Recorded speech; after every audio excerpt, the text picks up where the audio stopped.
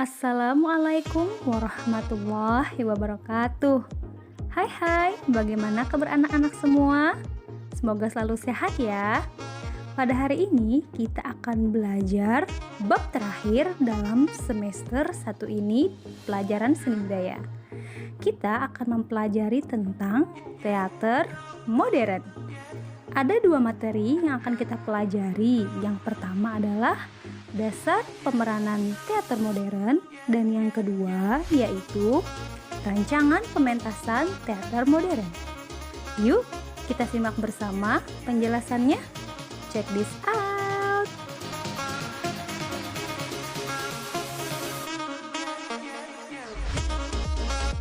Agar kita bisa memerankan peran kita dengan baik, maka kita harus mengetahui dan belajar dasar-dasar pemeranan teater modern.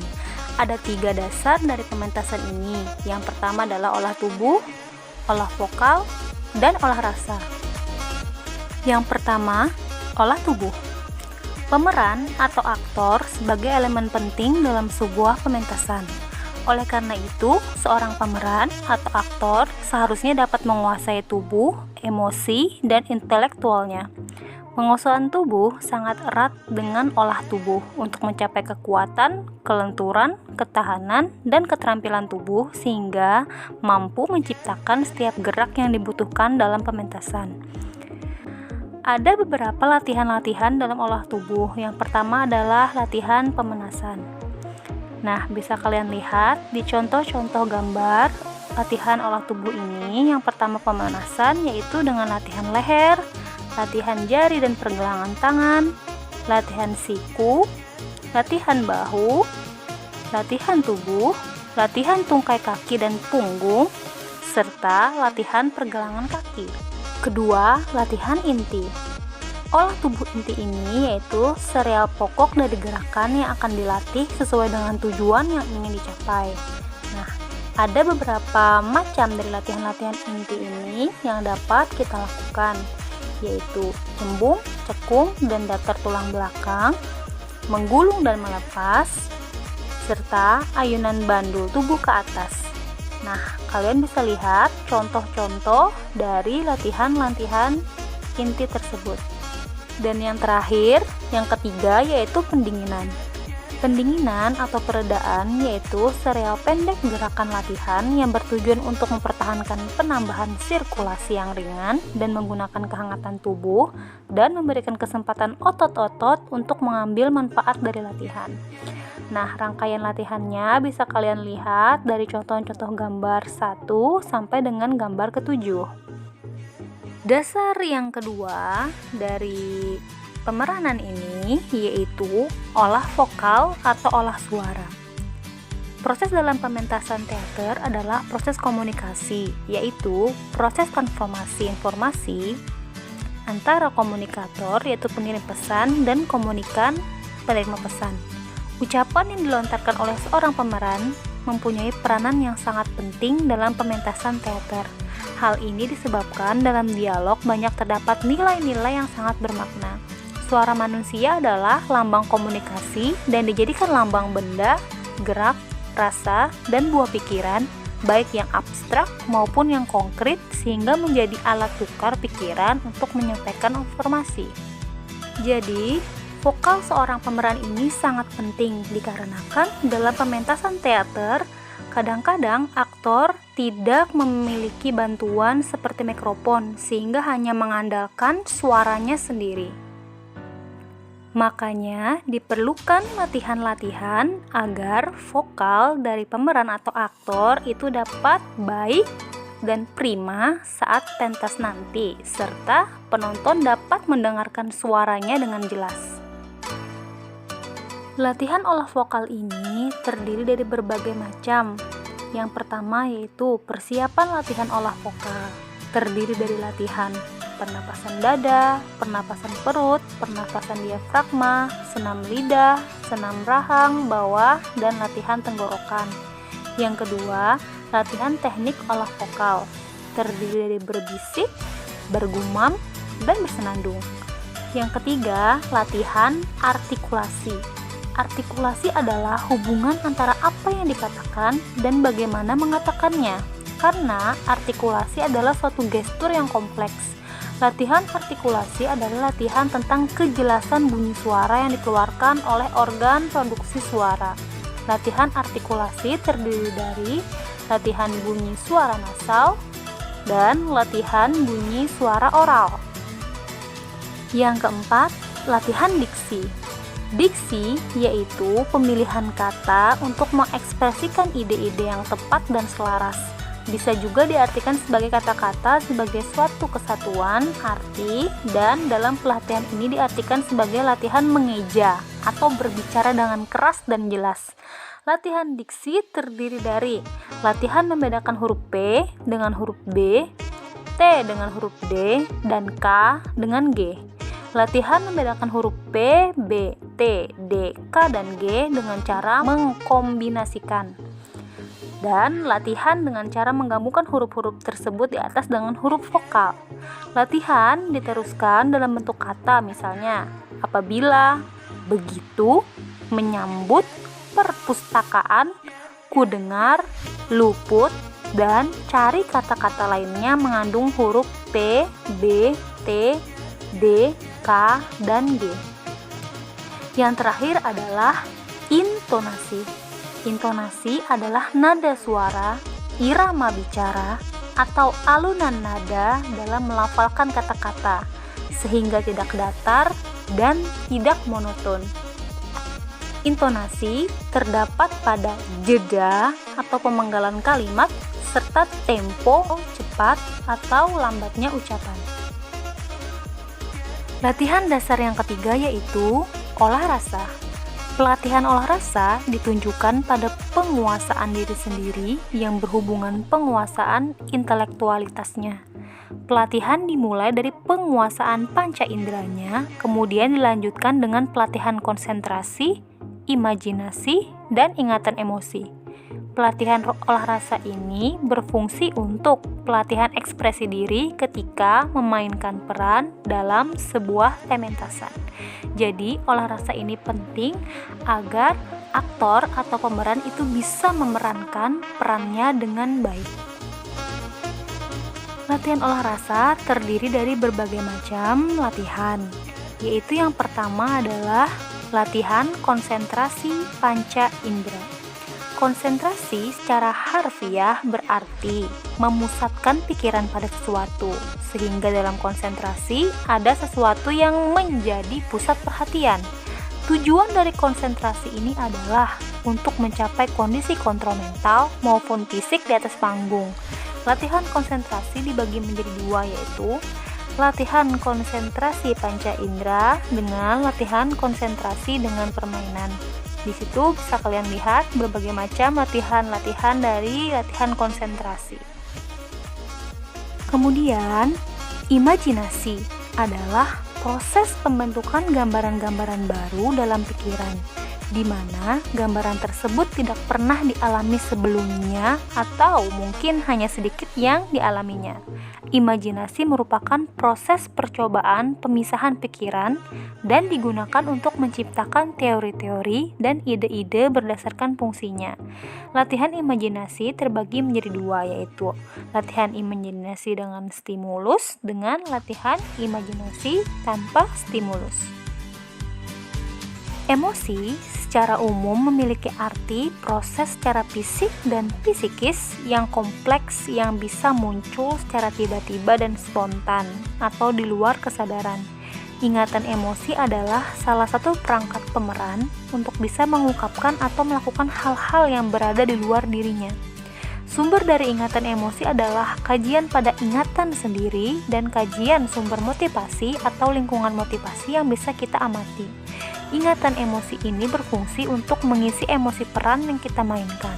Latihan ingatan emosi dibagi menjadi dua, yaitu latihan ingatan emosi dengan rasa dan latihan ingatan emosi dengan permainan.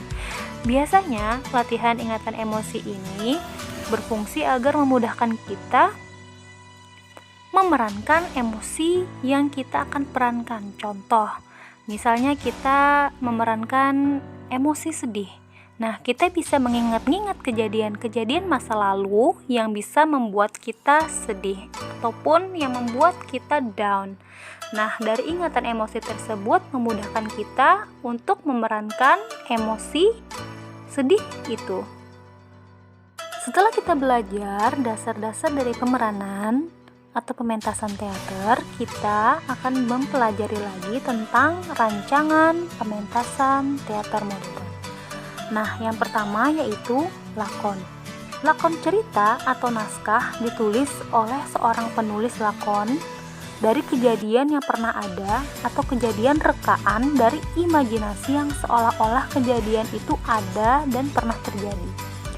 Lakon cerita teater atau naskah yang menarik untuk dipentaskan adalah lakon cerita yang memiliki konflik atau pertentangan antara kelompok yang satu dengan kelompok yang lain. Jadi, lakon cerita atau naskah ini ditulis baik secara pengalaman pribadi ataupun cerita dari imajinasi kita semata. Kemudian, yang kedua yaitu latihan menulis struktur cerita.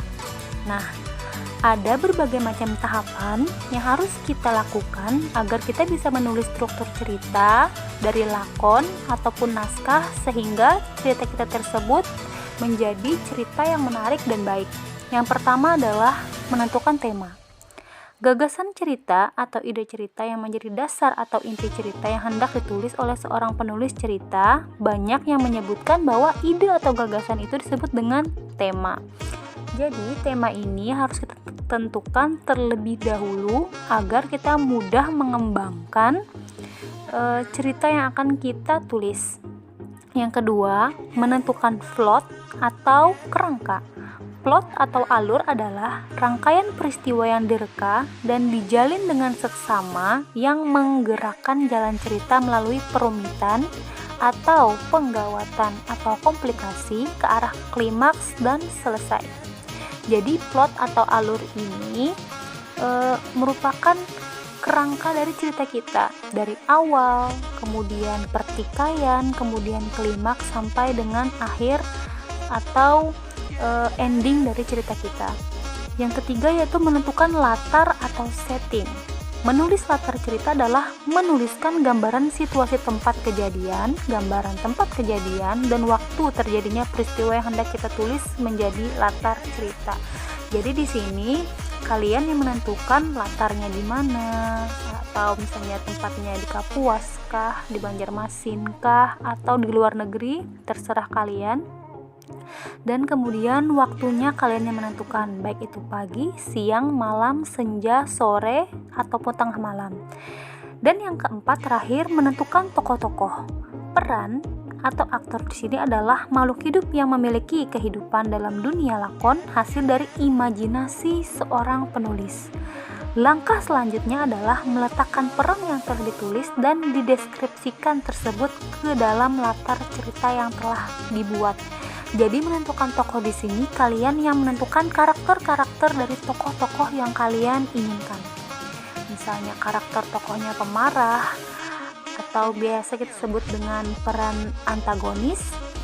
Kemudian ataukah karakter dari tokoh ini baik atau biasa kita sebut dengan protagonis, ataupun dia memiliki sifat-sifat yang unik. Jadi semua tokoh-tokoh yang kalian tulis itu terserah kalian sesuai dengan isi dari cerita yang akan kalian tulis.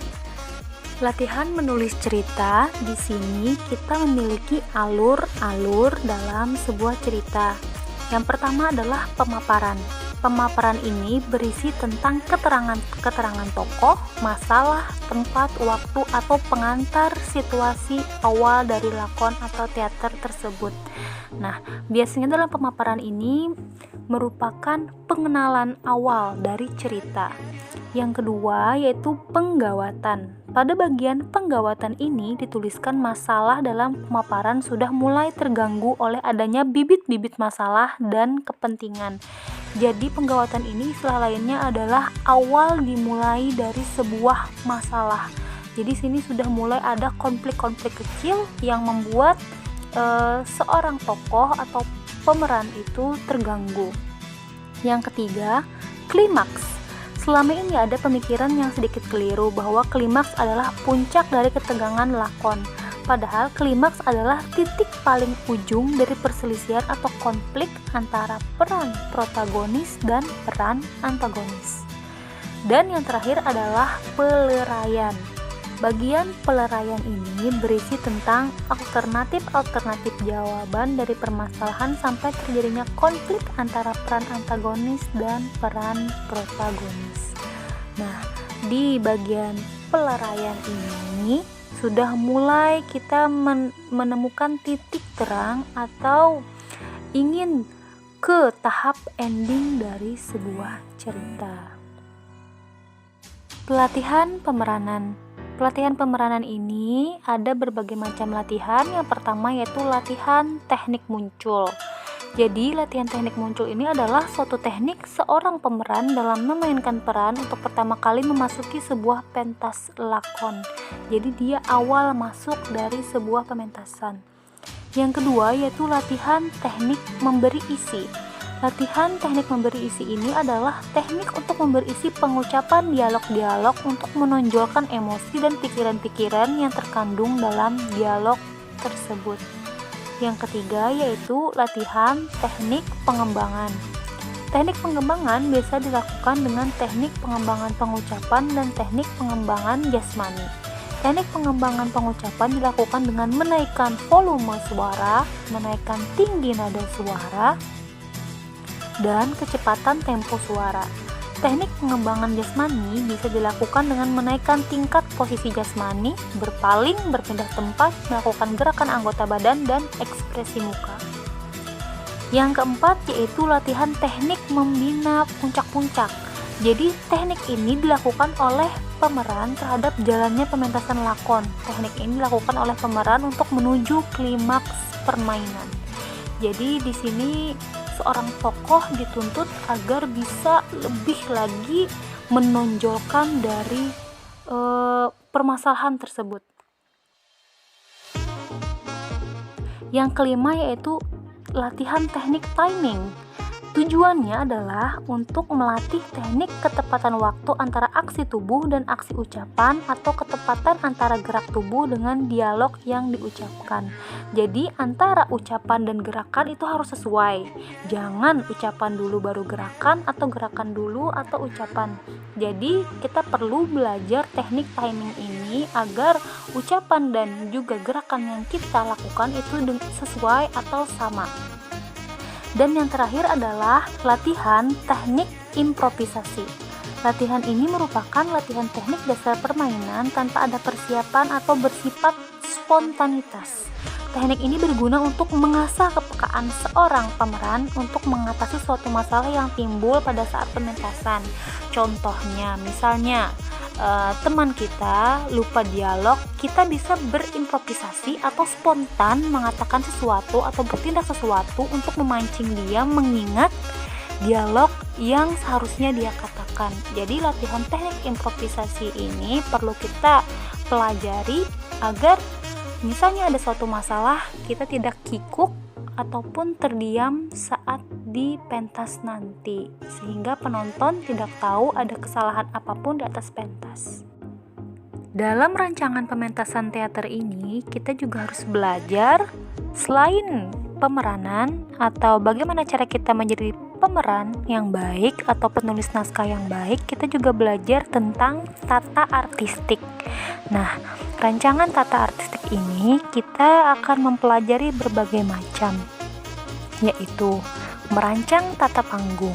Jadi namanya tata artistik ini kita belajar tentang panggung, busana, tata rias, tata cahaya atau lighting, dan juga tata bunyi. Yang pertama yaitu merancang tata panggung. Tata panggung atau tata pentas biasa disebut dengan skenery atau pemandangan latar belakang background tempat memainkan lakon. Jadi apabila pementasan kita dilakukan di luar ataupun di dalam ruangan, kita pasti memerlukan panggung. Supaya apa? Supaya penonton dapat melihat dengan jelas wajah-wajah atau peran yang kita perankan kepada penonton. Yang kedua yaitu merancang tata busana. Jadi dalam pemeranan ini juga ada orang-orang yang mengatur busana agar sesuai dengan peran yang kita lakukan. Misalnya kita berperan menjadi orang tua, otomatis bagaimana pakaiannya sesuai dengan peran kita. Yang ketiga yaitu merancang tata rias. Tata rias dalam pembahasan ini adalah tata rias pentas. Jadi segala sesuatu harus ditunjukkan untuk membentuk artistik yang mendukung pemeran dalam sebuah pementasan lakon. Tata rias yaitu bagaimana cara menggunakan bahan-bahan kosmetik untuk mewujudkan wajah atau gambaran peran yang akan kita mainkan. Jadi dalam sebuah teater ini berbagai macam tokoh itu kita rias sesuai dengan tokoh-tokoh tersebut. Misalnya kita menjadi seorang penjahat, menjadi anak kecil, menjadi orang tua, terus kita berperan sebagai misalnya profesi sebagai polisi, guru, dan lain sebagainya. Itu juga ada riasan-riasan wajahnya. Bagaimana misalnya kita menjadi seorang polisi, kita akan mendandaninya dengan cara karismatik, berwibawa, dan lain sebagainya. Dan yang keempat yaitu merancang tata cahaya atau kita sebut dengan namanya lighting. Jadi dalam sebuah pementasan itu ada orang yang mengatur cahaya-cahaya saat terjadinya proses pementasan.